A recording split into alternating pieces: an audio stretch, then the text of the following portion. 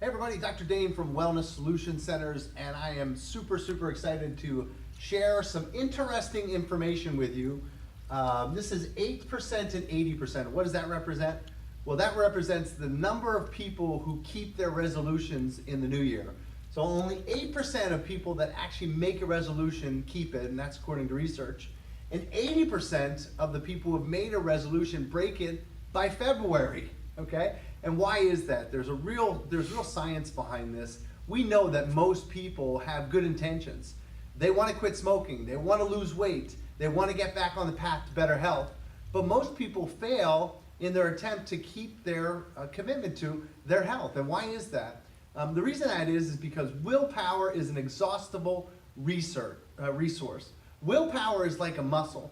If I use this muscle and I'm lifting, let's say, a 30-pound dumbbell, eventually that muscle is going to fatigue and I won't be able to hold that dumbbell. Willpower is the same way. When you go to exert willpower, that's why you can keep a resolution for maybe a couple weeks, but by February, you're already exhausting that willpower.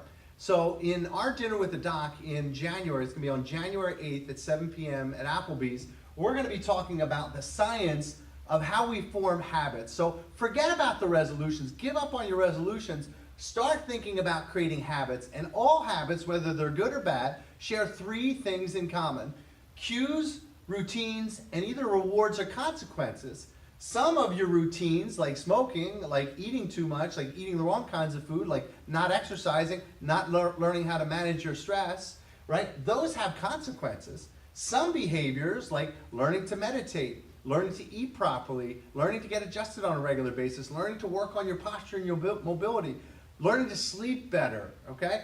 Those cues and routines have rewards.